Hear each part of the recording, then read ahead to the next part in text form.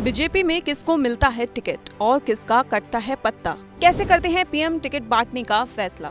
क्या है बीजेपी की जीत की स्ट्रेटजी? पीएम मोदी के सोचने फैसला लेने के तरीके की पूरी दुनिया ही कायल है।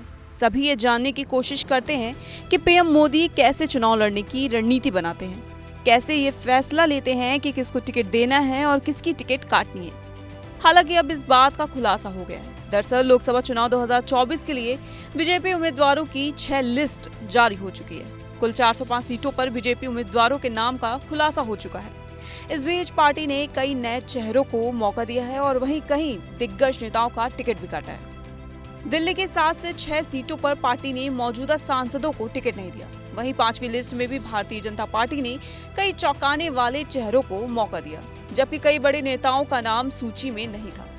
लेकिन अब भारतीय जनता पार्टी और पीएम मोदी किस आधार पर उम्मीदवारों का चयन करते हैं, इसका खुलासा हो गया है। एक मीडिया रिपोर्ट में इस बारे में बताया गया है और कहा गया कि 4 बातों को ध्यान में रखकर पीएम मोदी किसी भी नेता को टिकट देते हैं। पीएम मोदी किसी भी चुनाव के लिए उम्मीदवार का चयन करते समय 4 बातों का ध्यान रखते हैं। उम्मीदवार लड़ सके, टिका रहे, जमीन पर दिखे और काम करके दिखाए।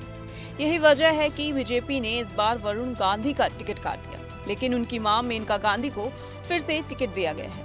इससे पहले मीनाक्षी लेखी और साध्वी प्रज्ञा जैसे सांसदों का टिकट कट चुका है। बीजेपी ने चुनाव में लड़ रहे उम्मीदवारों की अपनी 5वीं सूची जारी की है। इस लिस्ट में नाम है अरुण गोविल और कंगना रनौत का, जो मंडी और मेरठ से चुनाव लड़ रहे हैं।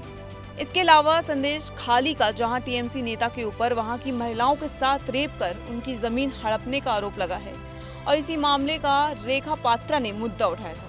तो रेखा पात्रा को भी बाशीहाट से बीजेपी का उम्मीदवार बनाया गया है।